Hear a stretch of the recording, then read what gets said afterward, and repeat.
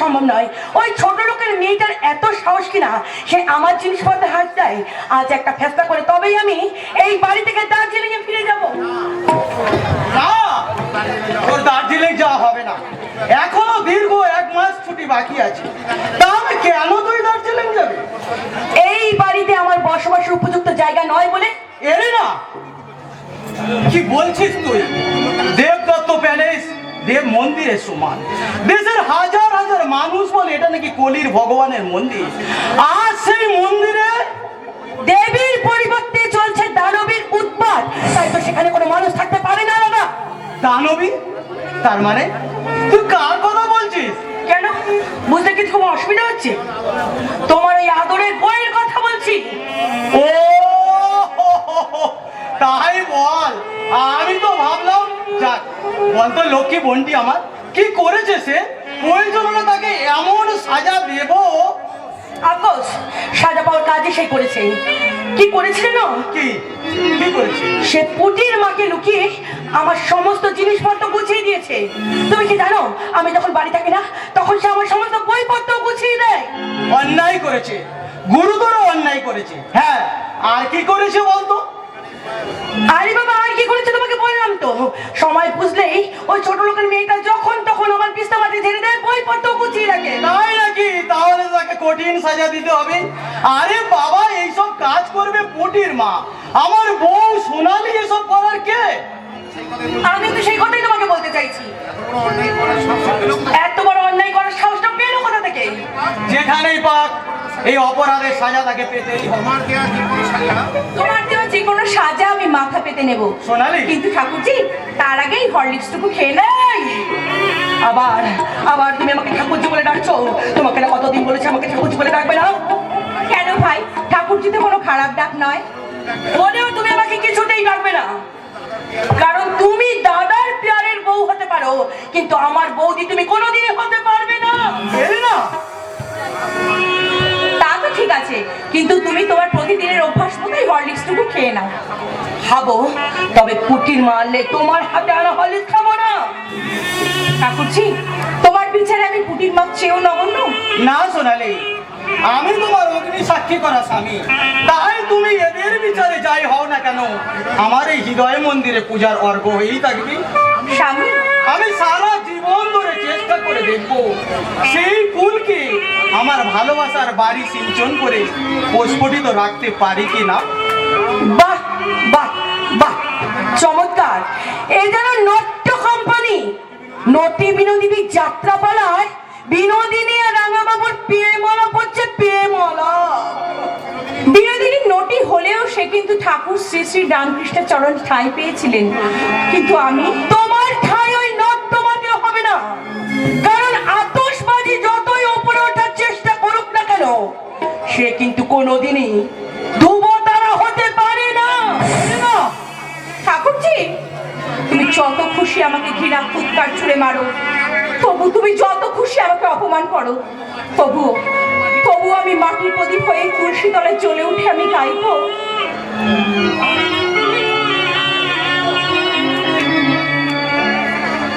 শ্যাম ঘন শ্যাম তুমি সুখ ভঞ্জন, শ্যাম ঘন শ্যাম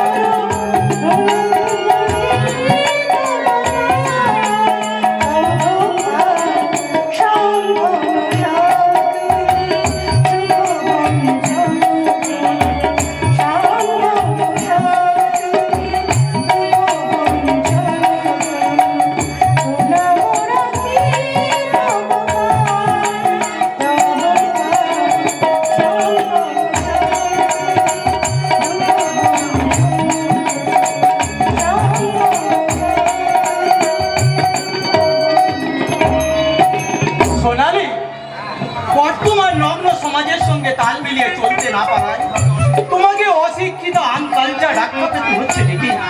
তোমার মতো শাশ্বত বাংলার বধূকে স্ত্রী হিসাবে পেয়ে আমি গর্বিত, আমি আমি আনন্দিত।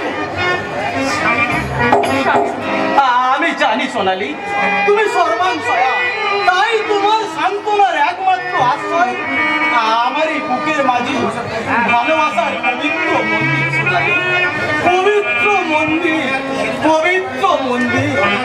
তবে আর কি, যাও স্বামীর বিছানায় একেবারে শুয়ে পড়ো গিয়ে। ঠাকুরজি, সেটা যেমন আমার ধর্ম, তেমনি এই সংসারের প্রতি সকলের আমার একটা কর্তব্য। ও তাই বুঝি সেই কর্তব্য পালন করতে তুমি আমার কাছে ছুটে এসেছো? আর সেই কর্তব্য থেকে আমি তোমাকে অব্যাহত দিলাম। যাও, চলে যাও, চলে যাও বলছি। Out, I say get out. চলে যাচ্ছি ঠাকুরজি, তবে যাওয়ার সময় আমি তোমাকে বলে যাচ্ছি ঠাকুরজি, অতি দর্প মোটেই ভালো নয়। কারণ হিন্দু শাস্ত্রের প্রত্যেকটি পাতায় পাতায় আমরা দেখতে পাই এমনই দর্প দশানন রাবণ, ধ্বংসরূপী কংস এবং মহাবীর দুর্যোধন তারা কেউই ধরে রাখতে পারেনি ঠাকুরজি, আর তুমিও ধরে রাখতে পারবে না, কিছুতেই না। আরে যাও যাও যাও, তোমার ওই নীতি বাক্য শুনে আমাকে কোনো লাভ হবে না। আমি দার্জিলিং চলে যাব, আর সেখানে গিয়ে আমি ডানা মেরে প্রজাপতির মনে উঠে উড়ে বেড়াবো, আর আমি ঠিক এইভাবে গাইবো।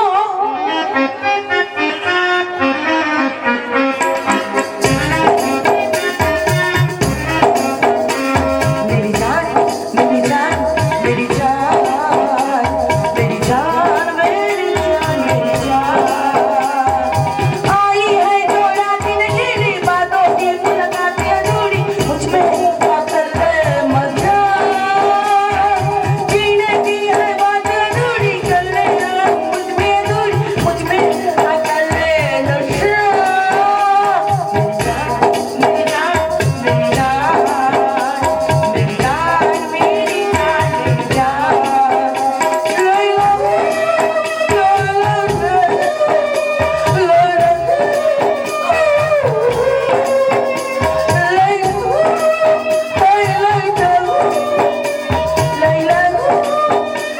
मेरी जान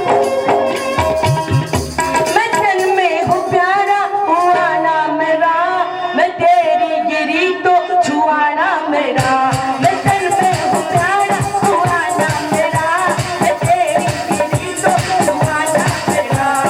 बिजू मेरा साथ में काफी बना लूं तुझे, मेरी काफी बना लूं तुझे। मैं तन में हूँ प्यारा हुआ ना मेरा, मैं तेरी गिरी तो छुआ ना मेरा। मैं तन में हूँ प्यारा हुआ ना मेरा, मैं तेरी गिरी तो छुआ ना मेरा। बिजू मेरा साथ में काफी बना लूं तुझे, मेरे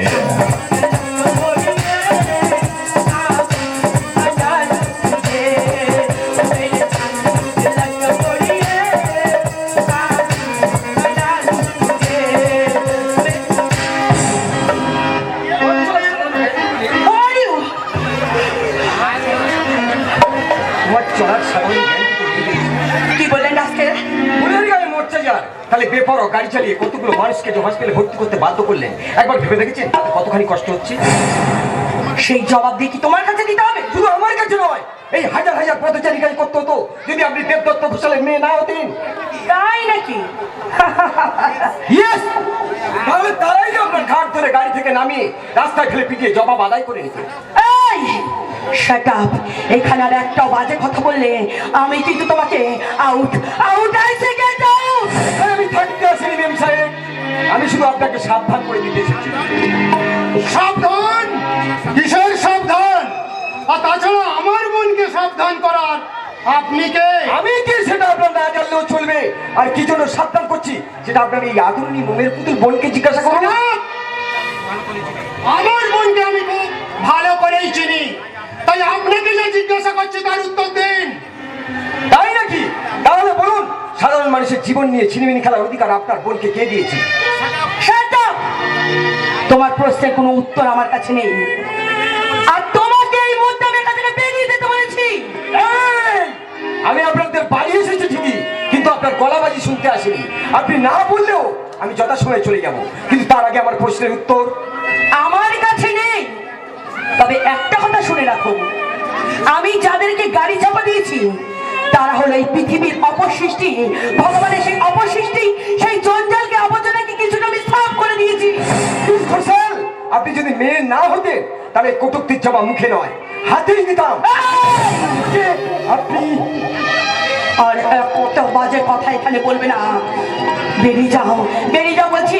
আর একটা কথা শোনো, ওই জঞ্জাল সাফ করে এই সমাজের আমি কিছুটা উপকারী করেছি। ছি মামনি, ছি, ও কথা বলতে নেই। স্বামীজি বলেছেন জীবেই শিব, জীবে প্রেম করে যেই জন সেই জন সেবিছে ঈশ্বর। আপনি কি তাহলে দেবদত্ত ঘোষাল, যার ব্যথার সমাব্যাধিতেও তোমরা এখানে ছুটে এসেছো। আমি এইমাত্র তাদেরকে হসপিটাল থেকে দেখে আসছি।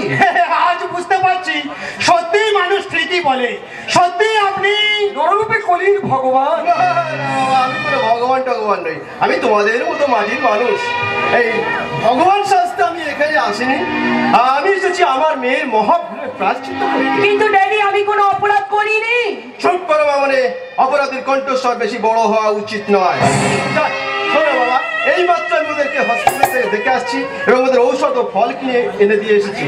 আর এরপর নাও, এতে 10,000 টাকা আছে। ওই তিনজন যতদিন না সুস্থ হয়ে উঠবে ততদিন এই টাকা ওদের ঔষধ কিনে দেবে ও সংসার চালাবে তুমি। আপনি কি বলছেন? এই টাকা আমি তোমাকে দয়া বা দান করে দিচ্ছি না। নাও, ধরো। আজ নিজের জীবন বাজি রেখে ওই ভিখারিটাকে বাঁচানোর জন্য আমি খুব খুশি হয়েছি। স্যার আপনি সব জানি বাবা, সব জানি। তবে পেটের ক্ষুধা জ্বালা নিয়ে বেশি দিন সমাজ সেবা করা যায় না। তাই আমি চাই কি চালান? আমি চাই তুমি কিছু একটা করো, কারণ তোমার মতো উদরপন্থী যুবকরাই তো। তা যাক, এই ঠিকানাটা রাখো। এখানে ডিডি সাহেবের সঙ্গে দেখা করলে তোমার নিশ্চয়ই কিছু একটা চাকরির ব্যবস্থা হয়ে হ্যাঁ, যাবে। কিন্তু বাবা আপনি তো ওকে চেনেন না, জানেনও না। কাউকে চেনা বা জানার জন্য জন্ম ঠিকুজির প্রয়োজন নেই, তার কর্মটাই হলো আসল পরিচয়। কিন্তু সকলকে বিশ্বাস করে এতগুলো টাকা কিন্তু তার হাতে তুলে দেওয়া মোটেই ভালো হলো না ড্যাড। মানুষ চিন্তা আমার ভুল হয় না মামনি। যাক, শোনো বাবা, যদি আরো টাকার প্রয়োজন হয় তুমি নিঃসংকোচে চেয়ে নিয়ে যাবে, কেমন? আর যদি প্রয়োজন মনে করো তাহলে ওই ঠিকানায় নিশ্চয় যোগাযোগ রাখবো স্যার। সেই সঙ্গে মনে রাখবো আপনার মহানুভূতার কথা। সত্যি আপনি একজন সমাজসেবক। এই একবিংশ শতাব্দীর ভিন্নধারা সমাজ ব্যবস্থা থেকে আশার মরুদ্যান, কলির ভগবান। ড্যাডি, সমাজ সেবা নিশ্চয়ই ভালো কাজ, আর সেই সমাজ সেবার নামে হাজার হাজার এইভাবে টাকা কোনো গুন্ডা রগবাদের হাতে তুলে দেওয়া মোটেই ভালো কাজ নয়। তার মানে তুমি কি বলতে চাও? আমি যা বলতে চাই সেটা তোমার মাথায় ঢুকবে না, কারণ তোমার এই জনকল্যাণ আর সমাজ সেবা নিয়ে তুমি হাবুডুবু খাচ্ছ ড্যাড। তাই যত তাড়াতাড়ি পারি তোমার এই জনদরদি জনকল্যাণ থেকে মুক্তি নিয়ে আমি আমার উপযুক্ত জায়গায় ফিরে যাব, আমার সেই কনভেন্টে।